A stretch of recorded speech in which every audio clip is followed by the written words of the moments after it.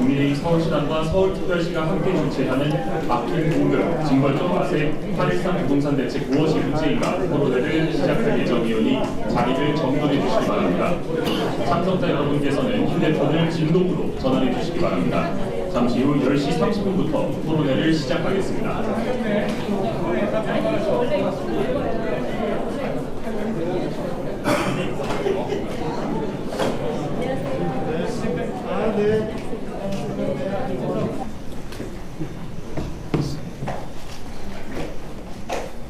참석했습니다.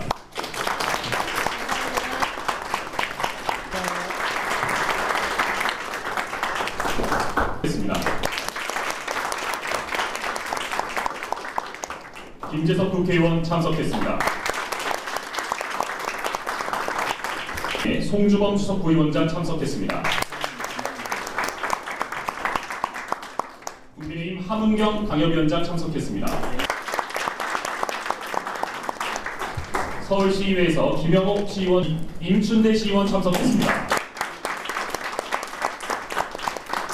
서울시의회. 네. 예, 여러분 안녕하십니까. 저희 오늘 선거 끝나고 우리 서울시에 입성하신 우리 시의원님들과 또 구의원님들, 저도 저희 선거 후에 행사 한 차례 한 이후에 오늘 처음 뵙는데요. 이렇게 바쁜 시간을 다 할애해서 이 자리에 와주셔서 진심으로 감사드립니다. 오늘 언론도 많이 와주셔서 정말 감사드리고요. 물론 우리 당협위원장님들도 제가 지난 8.13 부동산 대책 이후에 우리 옆에 계신 오세훈 시장님과 함께 이것은 한번 공론화해서 이야기를 해야 한다라는 필요성 때문에 지난 8.15 연휴 사이 긴급하게 이 토론회를 준비를 했는데요. 그렇다 보니까 사실 위원장님들도 각자 그 지역 일정과 미리 정해뒀던 업무들이 많으셨습니다. 그런데도 불구하고 이 자리에 다 기꺼이 와주셔서 함께 오늘 말씀 나눌 시간 할애해 주신 것 진심으로 감사드리고요. 8.13 부동산 대책, 제가 이제 정치권에 들어온 이후로 계속해서 서울이 다투고 있는 게 이 부동산 문제입니다. 2020년에 제가 국회의원이 될 수 있었던 저의 1호 공약이 종부세 개편에 관해서 약속드렸던 것인데요. 불과 몇 년 만에, 여러분 이 기시감이라는 말 잘 아시죠? 정말 문재인 정부가 다시 시작됐나 할 정도로 대출 규제, 세금 폭탄, 그리고 부동산 거래 규제, 이 세 박자에 문재인 표의 어떤 부동산 시장을 조이려는 패단이 다시 이재명 정부 들어 도래했습니다. 말씀은 참 우리 그럴싸합니다. 이재명 정부 이야기는 집은 사는 것이 아니라 사는 곳이다라는 취지로 이렇게 이야기를 하시던데요. 기실 그 내용을 들여다보면 저희가 길게 그 내용 주목주목 설명하지 않아도 이 서울에 사시는 많은 시민들께서 이거는 우리가 인생 계획을 세워서 차근차근 이 서울에서 살아나갈 앞으로의 그런 모든 사다리를 붕괴시키고 그냥 서울에서 나가라는 이야기나 진배 없다라고 느끼실 정도로 그 내용이 굉장히 허술하고 그리고 교활합니다. 제가 참 재미있는 그 기사를 지난 7월 27일에 하나 봤는데, 조선일보에서 지난 집권 1년 차에 각 정부의 부동산 그 집값 상승률에 대해서 통계를 좀 냈던데요. 단연코 문재인 정부도 제치고 이재명 정부가 11%로 1위로 나타났습니다. 물론 여기에는 최근에 우리 코스피 시장을 도박장으로 만든, 그래서 시장의 유동성 그 자금을 널리 많게 한 그 영향도 무조건 있을 테지만요. 실은 대출 못하게 하고 일거주 1주택 그 실거주자마저 실거주를 세금으로 강요하는 이러한 어떤 주택 규제 등등에 대한 불안, 공급 대책에 대한 불안 때문에 아마 이 서울의 집값의 상승률을 부추기는 그런 악재가 되지 않았나라는 생각을 하게 됐습니다. 오늘 저는 여기서 말씀을 드리겠습니다. 여기 오신 많은 전문가들과 우리 위원장님들 또 의원님들 말씀이 있으실 거고요. 무엇보다도 최근 5년 동안 가장 현명하게 우리 서울의 주거 정책을 이끌어오고 그리고 앞으로 또 이끌어 나갈 우리 오세훈 시장님께서 하실 말씀도 많으실 것 같아서 말씀을 줄이고 오늘 다시 한번 이 자리에 와주신 많은 위원장님들과 시장님 그리고 우리 서울의 가족들께 감사의 말씀 올리겠습니다. 고맙습니다. 안녕하십니까. 서울시장 오세훈입니다. 먼저 오늘 이렇게 뜻깊은 자리 시의적절하게 마련해 주신 배현진 서울시당 위원장님을 비롯한 서울시당 관계자 여러분들 정말 감사드립니다. 서울 주거 문제에 해법을 모색해 주실 전문가 여러분들께도 감사의 인사 말씀 드리겠습니다.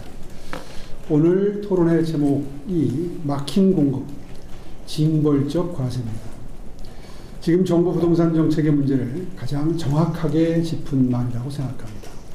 현재 부동산 시장은 매매가 그리고 전세, 월세가 함께 오르는 이른바 트리플 강세를 보이고 있습니다.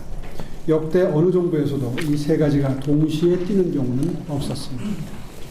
시장이 정부 정책을 믿지 못하고 있다는 뜻이 되겠습니다. 그런데도 정부가 내놓는 것은 확실한 공급의 신호가 아니라 더 징벌적인 세금과 규제입니다. 가격이 오르면 공급을 올려야 하지만 이재명 정부는 이 간단한 해법마저 외면하고 있습니다. 부동산을 여전히 이념의 잣대로 바라보고 있기 때문입니다. 지난 8월 3일 발표한 세제 개편안이 그렇습니다. 장기 보유 1주택자의 공제 혜택도 줄이고 사정상 자기 집에 살지 못한다는 이유로 더 무거운 세금을 물리겠다고 합니다. 실거주를 세금과 대출로 강제하면서 국민의 삶에 개입하는 것을 너무도 당연하게 여기고 있습니다. 고가주택을 가졌다는 이유로 자기 집에 직접 살지 않는다는 이유로 투기의 잣대를 들이대던 과거 민주당 정부의 실패를 반성하기는커녕 똑같은 길을 더 거칠게 가고 있습니다. 국민이 고통받을 것을 알면서도 실패한 정책을 고집한다면 이것은 실수가 아니라 독선입니다. 집을 그저 들어가 살기만 하면 되는 공간으로 보는 왜곡된 인식은 청년 주거 정책에서도 그대로 나타납니다. 폐버스를 개조해서 주거 공간으로 만들고 고시원에서 책상을 없애고 욕조를 설치한다고 청년의 주거 문제가 해결될 리는 없습니다. 정부가 해야 할 일은 청년을 열악한 주거 환경으로 내모는 것이 아니라 더 나은 것으로 계속 올라갈 수 있는 주거 사다리를 만드는 일입니다.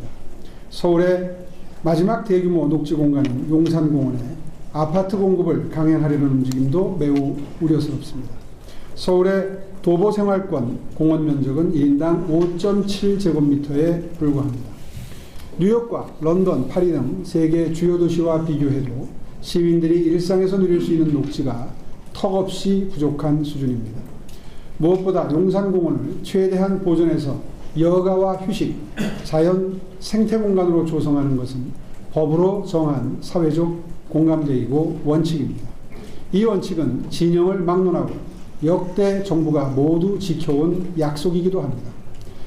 집값을 잡지 못하는 책임을 용산공원으로 덮으려 해서는 안 됩니다.